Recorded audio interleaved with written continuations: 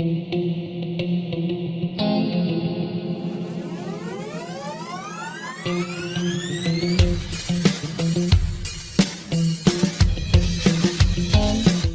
tout le monde, c'est Kirby54 et bienvenue pour cette nouvelle vidéo achat de jeux vidéo mensuel. Aujourd'hui c'est pour le mois de septembre 2016. Mais avant de vous montrer mes différents achats, j'ai 3 choses à vous annoncer. Pour commencer, je serai présent au Paris Games Week fin octobre. J'y serai jeudi et vendredi s'il n'y a pas de lézard. Ensuite, petit message personnel pour Yushi 1260. Je n'ai pas oublié ta dédicace, mais elle est toujours de côté. J'attends de passer à la poste, puisque comme tu habites en Suisse, il faut que je fasse un envoi spécial. Je peux pas utiliser une lettre standard. La semaine prochaine, je ferai la FAQ du Kirby numéro 23. Donc si vous désirez d'ores et déjà me poser vos questions pour la prochaine FAQ, utilisez l'hashtag FAQ Kirby 23 comme marqué sur la vidéo, et par contre je récupère seulement les questions posées sur Twitter. Forcément je ne pourrai pas répondre à toutes les questions posées, je ferai un petit tri préalablement. On va commencer ces achats avec un échange avec Johan. Bah alors mais qu'est-ce que tu fous là Hammer in Harry, puisque je ne t'ai pas acheté avec de l'argent sonnante et trébuchante.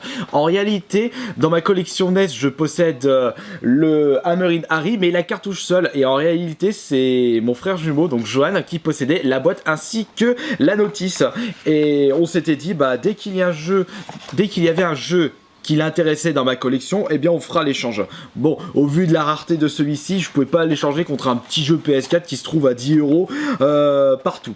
Alors c'est pour cela qu'on a procédé à un échange équitable, donc c'est-à-dire que j'ai récupéré la boîte et la notice de Hammer in Harry contre le collector de Demon's Souls sur la PS3. Et il était super content, et moi j'ai été super heureux, ce qui est un peu le but d'un échange. Bon, maintenant on va passer dans le vif du sujet avec les différents achats.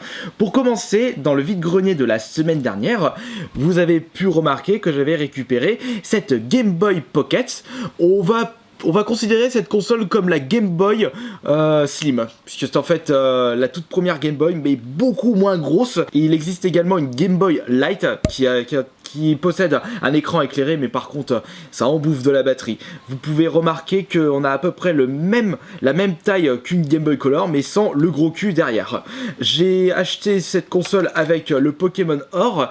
Il était proposé à la base 15 € et j'ai mieux fait de baisser le prix parce que arrivé à la maison, j'ai eu le droit à 2 mauvaises surprises. Le son ne marche pas sur cette console, la sauvegarde du Pokémon Or ne marche plus, donc on a double défaut, et c'est vraiment ceci que je vous recommande lorsque vous achetez des consoles dans les vides-greniers et qu'il est presque impossible de vérifier sur place. Si vous ne pouvez pas tester la console, eh bien essayez de baisser au maximum le prix de base pour éviter d'être trop dégoûté. Ensuite on va continuer ces achats avec le seul jeu PS Vita pour ce mois-ci. Je vais pas aller loin en termes de Vita, et en plus je l'ai payé plein pot.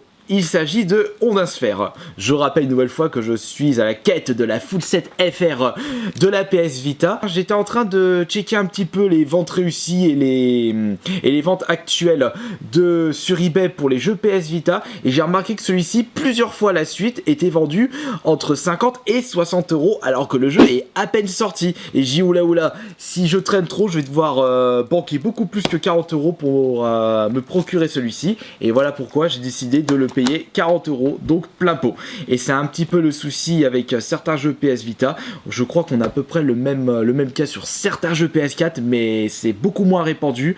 Les jeux sont très peu édités et ils deviennent tout de suite très rares à trouver, et forcément ça fait augmenter les prix.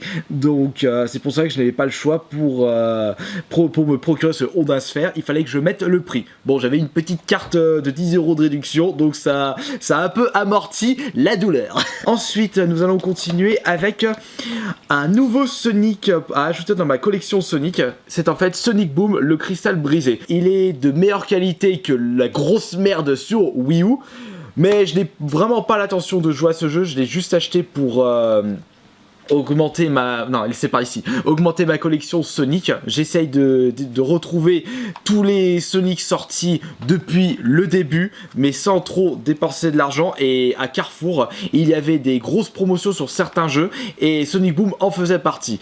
Au lieu de 40 €, il était proposé seulement à 10 €. J'ai dit, allez, ça, je prends pour la collection Sonic, c'est parfait.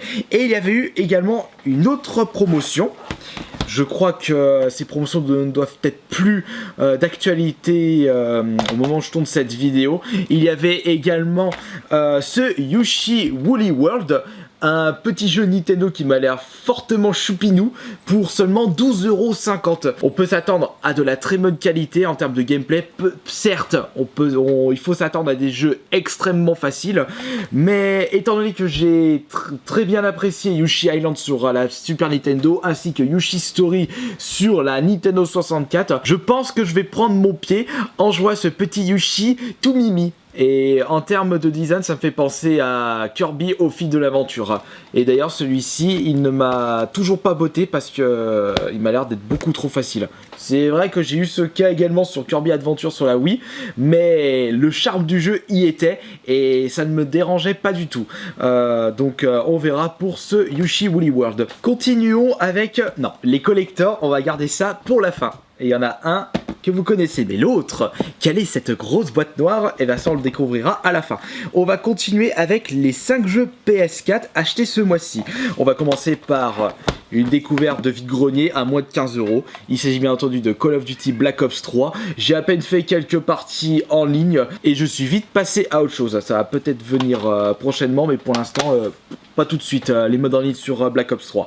Mon collègue de boulot m'a vendu 2 jeux pour 30 €.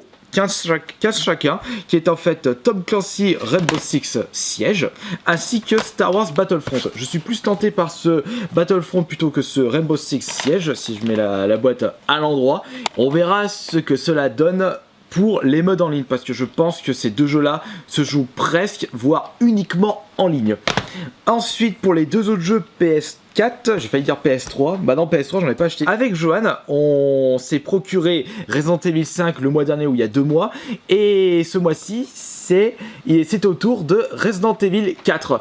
On l'a acheté sur PlayAsia justement. Il propose des versions boîte matérielle pour des jeux sortis uniquement en démat chez nous.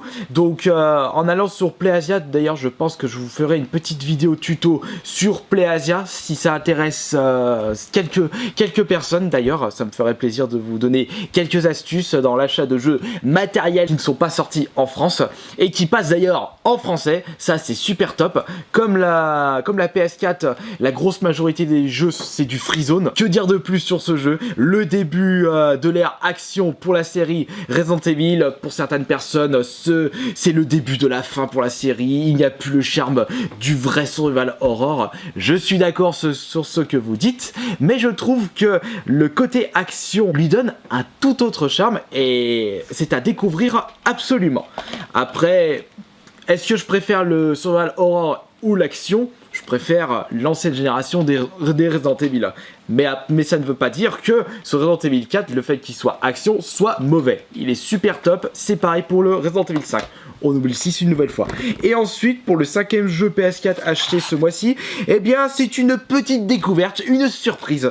Il s'appelle Oli Oli. D'après la jaquette, le premier est sorti en 2013 et je pense très certainement que le deuxième est sorti une année après. C'est en fait un jeu de skate en 2D et très pixelisé, mais avec un gameplay hardcore. C'est vraiment un jeu à la old school où vous devez vraiment faire le maximum de score sur un run et c'est vraiment simple d'accès. Vous avez juste un joystick et un bouton à utiliser et selon la façon dont vous utilisez le joystick, bah, votre personnage va faire une figure où il va commencer à grinder s'il y a un endroit pour grinder et justement il est très corsé comme jeu de skate. Ce jeu me fait penser d'ailleurs à Skate or Die qui était sorti sur la NES, mais j'avais joué à la version arcade, mais sachant que le Skate or Die se joue dans un environnement 3D alors que celui-ci c'est vraiment de gauche à droite, c'est vraiment de la 2D old school avec les graphismes qui vont bien avec. La bande son est pas mal pour l'instant, même si j'ai une préférence pour les bandes son pour les jeux Tony Hawk.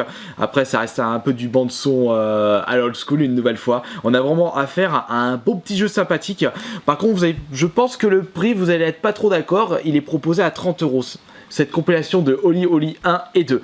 Et donc si vous aimez les jeux de skate, si vous aimez les jeux old school et les jeux de scoring, les trois combinés, eh bien tentez ce Oli Oli, je peux vous le conseiller en tout cas. On continue ces achats avec ce jeu Dreamcast qui est en fait une version promotionnelle, et ce qui m'a fait marrer c'est que la jaquette ne ressemble pas du tout à une jaquette standard de Dreamcast. C'est du plastique solide et forcément c'est beaucoup plus solide que les boîtes actuelles de la Dreamcast. Je l'ai acheté pour 10€ dans un vide-grenier, et à la même personne je lui avais acheté 3 autres jeux, mais des jeux N64 et en boîte. Rayman 2, Wave Race 64 ainsi que Exit Bike 64. Wave Race, je l'avais terminé à l'époque, super jeu.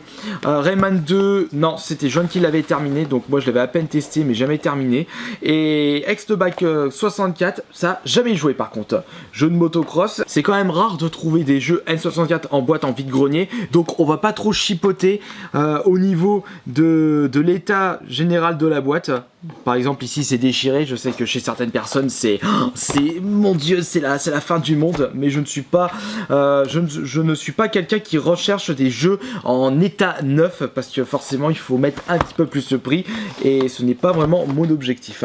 On continue avec un jeu Saturn. Alors pourquoi j'ai décidé d'acheter pour ce mois-ci Fighting Vipers? Pour ceux qui suivent mes vidéos depuis un petit moment, je vous avais annoncé sur une vidéo les premiers jeux joués sur chaque console. Et bien ce Fighting Viper représentait la console Saturn selon moi. C'était en fait le tout premier jeu Saturn joué de mon enfance, ou plutôt de ma vie de gamer. Cela reste un bon jeu de combat. Faut dire que Sega ont toujours été maîtres dans les jeux de combat ultra dynamiques. Comme ils sont maîtres dans les bornes arcade, forcément pour les jeux de combat ça va bien avec. Bon, il n'y a pas de notice, mais au prix que je l'ai payé, 7€, j'en demandais pas autant. Et on va terminer ces achats avec les deux collecteurs qui sont en fait Project Zero, le Maiden of Blackwater, l'édition limitée pour la Wii U, et je sais pas pourquoi ils disent l'édition limitée, elle est jamais sortie en boîte standard, donc c'est franchement dommage de la part du Nintendo. Je l'avais acheté durant ma semaine en Belgique pour seulement 60€. Et alors, mais qu'est-ce que c'est que ce collector, cette grosse boîte noire? Là il n'y a pas d'indication, là non plus, oula, je vous montre juste un truc, juste ça devrait vous aider. Hop là, c'est en fait le Deus EX ou Deus EX ou Deus Ex, je sais pas comment vous l'appelez, Human Revolution, l'édition collector, car ils ont sorti également une édition augmentée, beaucoup plus petit, différent de l'autre collector par rapport à son contenu bien entendu, au niveau de sa taille, parce qu'il y a une grosse figurine à l'intérieur. Quand j'avais vu le prix au Leclerc Tigneux, je vois 17,50€ pour un collector que je ne vois presque pas, et bien j'ai dit allez c'est parti, j'en profite, ça fera une autre ouverture ASMR à vous proposer. Comme d'habitude ça me fera toujours plaisir, et puis des collectors à ce prix là, moi j'en profite tout le temps. J'ai déboursé pour 14 jeux, une console et 2 collectors 291€, c'est un petit peu de sous en tout cas, mais je me suis bien fait plaisir, et c'est un peu le but principal dans les achats de jeux vidéo. Si ça vous fait pas plaisir d'acheter des jeux vidéo, eh bien n'achetez pas des jeux vidéo. Moi, tout ce que j'achète, ça me fera toujours plaisir, car il y a toujours une raison dans mes achats de jeux vidéo. Voilà, j'espère que cette vidéo vous aura plu, et si vous désirez visionner une autre vidéo achat, vous pouvez cliquer sur l'une d'entre elles. Je vous en propose 2, mais il y a toute une playlist disponible sur le YouTube. Et si vous désirez vous abonner à la chaîne, vous cliquez sur la petite icône au milieu qui représente Rouge veut battre de Sonic. Voilà, je vous dis à la prochaine. Ciao.